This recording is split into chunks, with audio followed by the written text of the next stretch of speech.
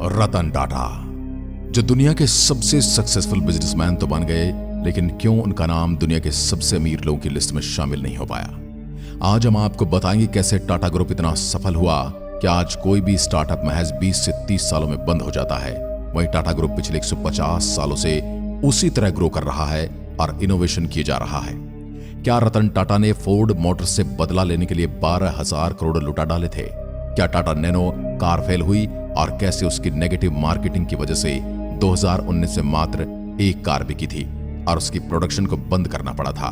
तो चलिए आज की वीडियो में हम आपको रतन टाटा की कहानी को विस्तार से बताने की कोशिश करेंगे। रतन टाटा, जिनका जन्म 28 दिसंबर 1937 को गुजरात के सूरत में हुआ। इनके पिता नवल टाटा, जिन्हें नवज बाई टाटा ने गोद लिया था क्योंकि उनके पति का निधन हो गया था, जिसके बाद उन्होंने नवल टाटा को गोद लिया। जब रतन टाटा 10 साल के थे तभी उनके माता पिता एक दूसरे से अलग हो गए और इसके बाद रतन टाटा का पालन पोषण उनकी दादी नब्ज बाई ने किया। रतन टाटा के एक सौतेले भाई भी हैं जिनका नाम है नोएल टाटा, और अभी कुछ दिन पहले आपने उनको देखा होगा किस तरह से वो अपने भाई को अंतिम विदाई देने आए थे। रतन टाटा को बचपन से ही पियानो सीखने के अलावा क्रिकेट का काफी शौक रहा है। इनके शुरुआती शिक्षा मुंबई के स्कूल से हुई थी, जहां इन्होंने 8वीं क्लास तक पढ़ाई की, जिसके आगे की पढ़ाई रतन टाटा ने कैथेड्रल एंड जॉन कॉनम स्कूल से पूरी की। इनके पिता चाहते थे कि रतन आगे की पढ़ाई के लिए लंदन जाए, जबकि रतन अमेरिका जाना चाहते थे।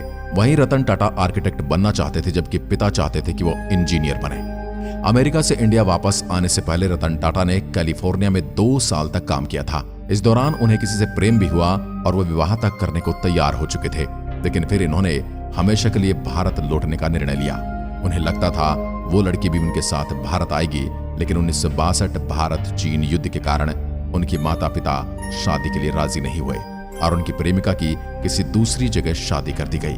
इसके बाद रतन टाटा ने कभी विवाह न करने का फैसला लिया। भारत आने के बाद रतन टाटा को IBM से ऑफर मिला, लेकिन IBM में नौकरी करना JRD टाटा को पसंद नहीं आया और उन्होंने रतन टाटा को टाटा ग्रुप के साथ काम करने का मौका दे डाला। इसके बाद से रतन टाटा के करियर की असली नींव रखी गई। एक मल्टीनेशनल ब्रांड के रूप में खुद को स्थापित कर चुके टाटा ग्रुप की स्थापना सन 1868 में जमशेद जी टाटा ने की थी। 1961 में रतन टाटा ग्रुप के साथ जुड़े थे। पहले उन्हें टाटा स्टील के शॉप फ्लोर पर काम किया, उसके बाद वे धीरे धीरे टाटा ग्रुप की दूसरी कंपनी के साथ जुड़ने लगे। एक समय आया जब उन्हें 1971 में राष्ट्रीय रेडियो और इलेक्ट्रॉनिक कंपनी में डायरेक्टर इंचार्ज के लिए चुना गया और 1981 में उन्हें टाटा ग्रुप का अध्यक्ष नियुक्त किया गया। यह वो समय था जब टाटा कंपनी काफी घाटे में चल रही थी और बाजार में टाटा कंपनी की हिस्सेदारी केवल 2% थी। कुछ साल बाद उन्होंने कंपनी को काफी नुकसान पहुंचाया और फिर कुछ समय बाद रतन टाटा को टाटा ग्रुप का उत्तराधिकारी घोषित कर दिया गया। कुछ साल बाद ही उन्होंने कंपनी की पूरी कहानी बदल कर रख दी। उसके बाद रतन टाटा को टाटा ग्रुप का उत्तराधिकारी घोषित कर दिया गया। इस पद को संभालते ही मानो टाटा ग्रुप की किस्मत बदल गई। इनके कार्यकाल में टाटा कंसल्टेंसी सर्विसेज ने पब्लिक इशू जारी किया और इसके बाद टाटा मोटर्स को न्यूयॉर्क स्टॉक एक्सचेंज में लिस्ट कर दिया गया। साल 1998 में रतन टाटा ने अपनी पहली भारतीय कार तैयार की, जिसका नाम था टाटा इंडिका। इसके बाद इन्होंने टेटली, टाटा मोटर्स व साल 2008 में फोर्ड मोटर्स के साथ हुए एक डील में टाटा मोटर्स से जगुआर और लैंड रोवर को खरीदकर लग्जरी कार मार्केट में एंट्री की। यह टाटा ग्रुप की 9 साल पुरानी बेइज्जती का बदला था। यह कहानी तब शुरू होती है जब 1945 में Tata engineering and locomotive company की शुरुआत हुई थी। इससे पहले लोकोमोटिव की मैन्युफैक्चरिंग की शुरुआत कर वो बस और ट्रक बनाने के बिजनेस में आ गए थे। फिर 90s का दौर आया जब भारत में लिबराइजेशन की शुरुआत होती है। कमर्शियल व्हीकल के सेगमेंट में टाटा मोटर्स पहले ही मार्केट लीडर था। वहां चंद कंपनियां ही टाटा ग्रुप को टक्कर दे सकती थी, लेकिन असली खेल पर्सनल व्हीकल के सेगमेंट में था। यहां मार्जिन तगड़े थे, मुनाफा तगड़ा था, इसलिए कंपटीशन भी काफी तगड़ा था। रतन टाटा ने सुमो और सफारी की लॉन्च से शुरुआत की। दोनों गाड़ियां सफल रही। 1991 में इन्होंने सिएरा लॉन्च की और फिर 1998 में पहली पूर्ण स्वदेशी कार इंडिका भारत में लॉन्च कर दी। इस तरह टाटा ग्रुप ने छोटे पर्सनल कार के मार्केट में भी एंट्री मार दी। अगर एक साल में ही कंपटीशन का असर दिखना शुरू हो गया, पर्सनल व्हीकल सेगमेंट में टाटा को घाटा होने लगा, तब कुछ लोगों ने रतन टाटा को यह सलाह दी कि पैसेंजर्स कार सेगमेंट को बेच दें। तब फोर्ड मोटर्स कंपनी ने इसमें दिलचस्पी दिखाई और मिलने टाटा उनके हेडक्वार्टर पहुंच गए। रतन टाटा और प्रवीण इस मीटिंग में पहुंचे थे और 3 घंटे चली बातचीत में उन दोनों के साथ अजीब तरह का बर्ताव किया गया। फोर्ड के चेयरमैन ने कहा, तुम्हें कार मैन्युफैक्चरिंग के बारे में कुछ नहीं पता है, तुम्हें इसकी शुरुआत नहीं करनी चाहिए। उन्होंने तो यहां तक कह दिया था कि वो टाटा ग्रुप के पर्सनल कार सेगमेंट को खरीदकर रतन टाटा पर एहसान करने वाले हैं। बात फिर पैसों पर अटक गई और रतन टाटा ने डील पूरी नहीं की। 2001 में प्रवीण काडले को टाटा मोटर्स का एग्जीक्यूटिव डायरेक्टर बनाया गया और टाटा मोटर्स की किस्मत पलटने का क्रेडिट भी इन्हीं को जाता है।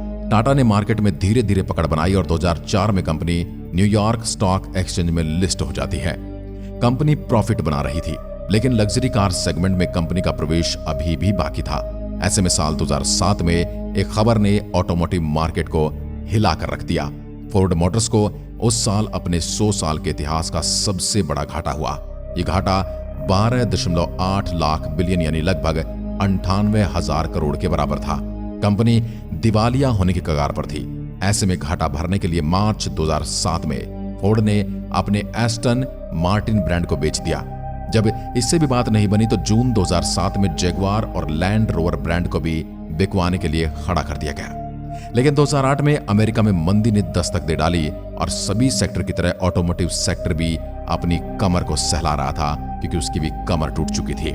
इसका सबसे ज्यादा असर लग्जरी कार ब्रांड पर पड़ा, क्योंकि लोग जरूरत का सामान तो खरीद रहे थे, लेकिन लग्जरी में कोई भी पैसा लगाना नहीं चाहता था। फोर्ड को कैश की जरूरत थी और मंदी में कैश किसी के पास नहीं। ऐसे में टाटा मोटर्स ने फोर्ड के ऑफर में दिलचस्पी दिखाई।